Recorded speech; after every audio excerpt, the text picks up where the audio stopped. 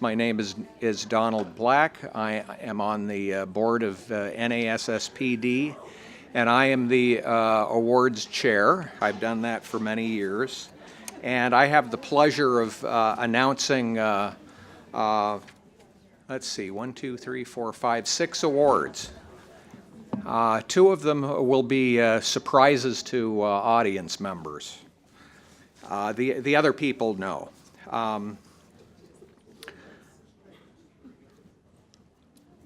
I'm just looking at my notes. So we have, I have 4 award presentations to go through, and then the other 2. I'm grateful to Joel Paris and Shirley Yen for helping me select our awardees, with one exception. So the exception is the Senior Investigator Award, which is selected by the entire NASSPD board. So the award goes to the senior investigator whose work has influenced the field through his or her overall professional and scientific productivity that has increased our understanding of personality and personality disorders. This year's awardee, Nancy Bloom, has made major contributions in the areas of PD assessment and treatment. She would be the first to admit that her career path has been anything but typical, and that her work outside the traditional faculty trajectory has had its advantages but also disadvantages. After raising her 2 daughters, Nancy began her psychiatry career at the University of Iowa as a research assistant. And she helped develop the SIDP, which we've heard about today being used in studies, along with Bruce Full, Mark Zimmerman, and others. Many of you may not have realized, but Mark Zimmerman was with our department back then. She then obtained a master's degree in social work and began her career as a psychotherapist, specializing in the behavioral treatment of people with obsessive-compulsive disorder.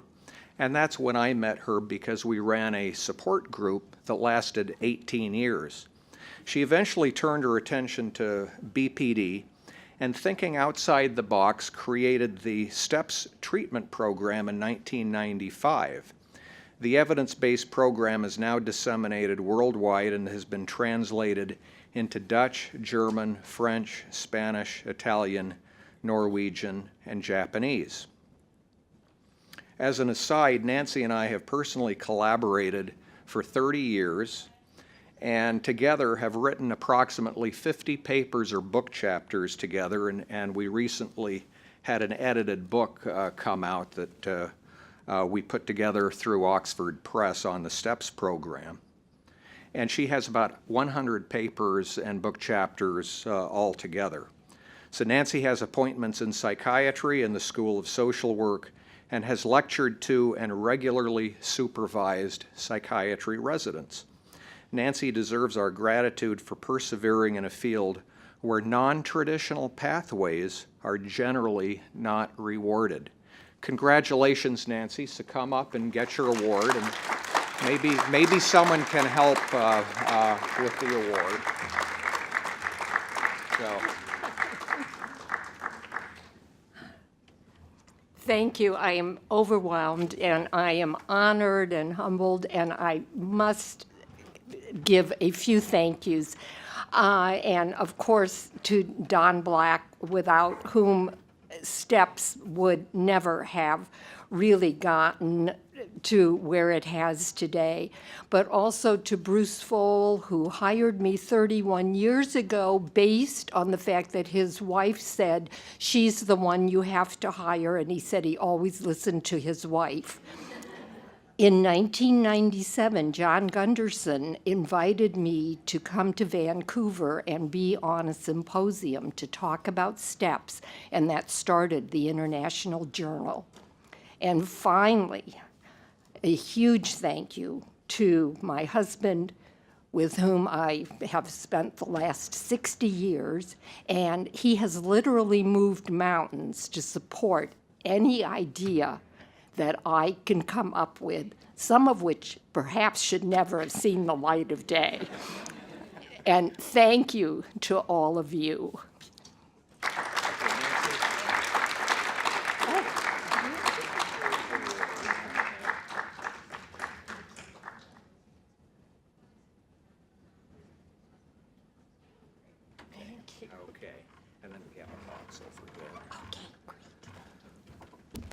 Okay, let's move to the next award. The Mid-Career Investigator Award honors the achievements of a mid-career investigator whose overall professional and scientific productivity has increased our understanding of personality and personality disorders.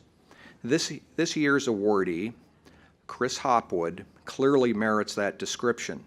He is an associate professor of psychology at Michigan State University, where he has thrived.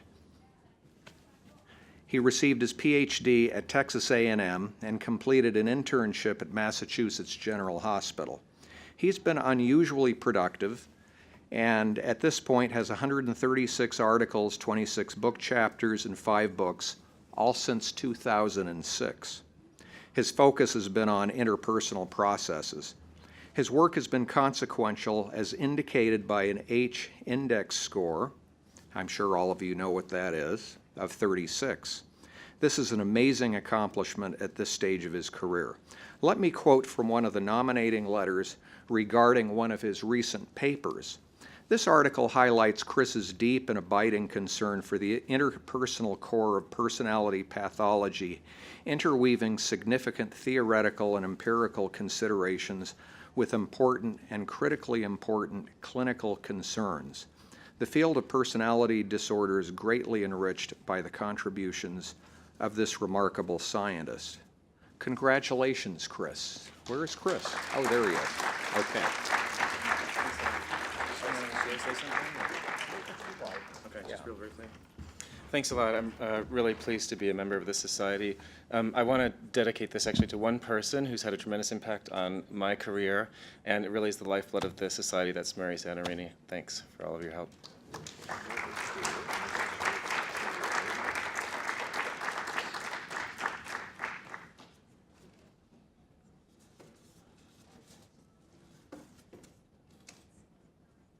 Okay, thanks.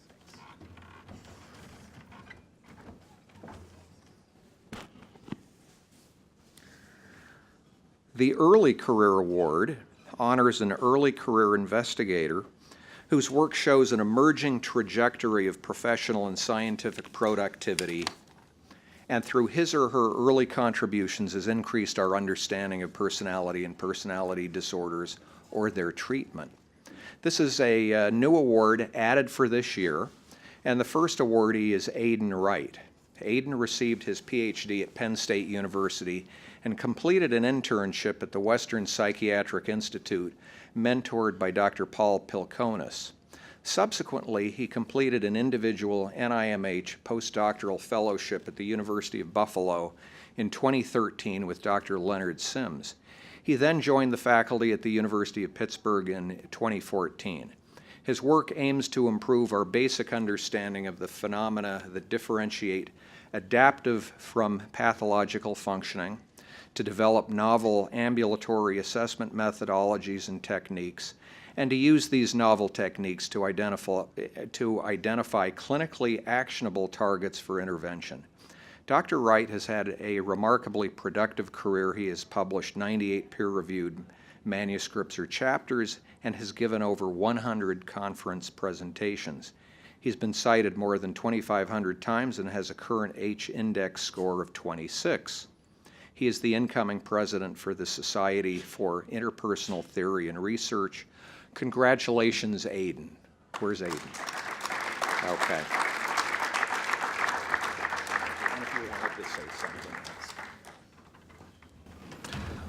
Thank you very much. I'm also very grateful for this and honored by this.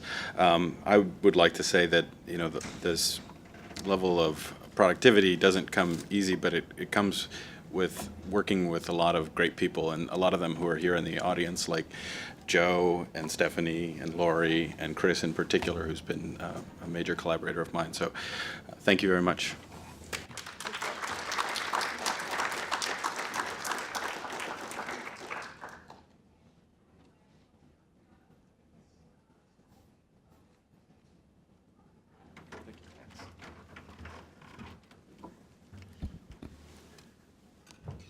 The John Gunderson Young Investigator Award was established to encourage young investigators to pursue research to increase our understanding of personality disorders, and the selection is based on the best paper submitted by a young investigator, generally a trainee. This year's awardee is graduate student Leah Rosenstein. Where is Leah? Okay, there she is, okay. Who was working with Dr. Ken Levy at Penn State University. You might recall that junior investigator awardees receive a cash award, a one-year membership in the NASSPD, and complimentary attendance at our dinner. Leah is the first author of the role of emotion regulation difficulties in the connection between childhood emotional abuse and borderline personality. Features co-authors are Bill Ellison, Emily Walsh, Iwona Chelminsky, Christy Dalrymple, and Mark Zimmerman. The paper presents findings from Dr. Zimmerman's MIDAS project. Leah and her colleagues examine the role of emotion dysregulation as a mediator between childhood abuse and BPD feature severity in a sample of 964 adults presenting for outpatient care. The structural equation model suggested that emotional abuse relates to BPD features, but physical abuse showed a weak indirect relationship with BPD features, and there was no link between sexual abuse and BPD features. Results add specificity to etiologic theories of BPD and suggest that future research and treatment should focus on developing and strengthening emotion regulation strategies in clinical populations with a history of emotional abuse. Congratulations, Leah. Come up and get your award.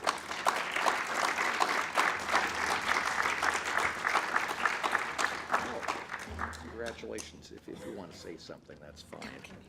Didn't realize I had to say anything. I guess I just want to thank my mentors, Bill Ellison, Ken Levy, and Mark Zimmerman. Without you, this would not have been possible. So thank you.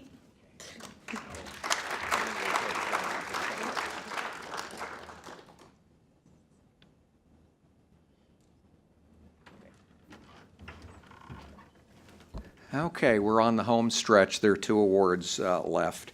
So each year, we honor the investigator who presents the best poster. So many of you may have noticed me and others going around. I usually did not talk to the presenter, but I examined the posters, and we put our heads together, and let's see. And this year's winner is Alaptagan Khan. Is he here? I don't see him here, but his poster was childhood maltreatment and borderline traits in young adults, a type and timing specific analysis. And those of us who were examining the posters felt it was sophisticated, it was well presented, and very deserving of an award. He will receive an engraved glass award at some point. And if any of you know him or see him, please tell him that he, oh, you know, okay. Please tell him, share the good news with him. Okay, so Dr. Zanarini assured me that she will. Okay, now we also have started a tradition of awarding an engraved glass award to the best speed data talk. So as the group were presenting, I was sitting in the back carefully evaluating, and other people were, and we put our heads together and decided that Ben Johnson should get that award this year. Is Ben here? Ben is not here. Is he? Okay, so at any rate, his presentation was understanding dimensions and types of BPD through factor mixture modeling. And by the way, all of the speed data presenters did a fine job. I was very impressed, and they were all on time. Last year, they were not all on time, so I took points away. So I wasn't able to do that this year, but when I rate people, I do so on the basis of their poise, their presentation style, how the quality of the slides, the quality of the data, the clarity of the presentation, and finally, the usefulness of the data that they're presenting. And all of you did a fine job.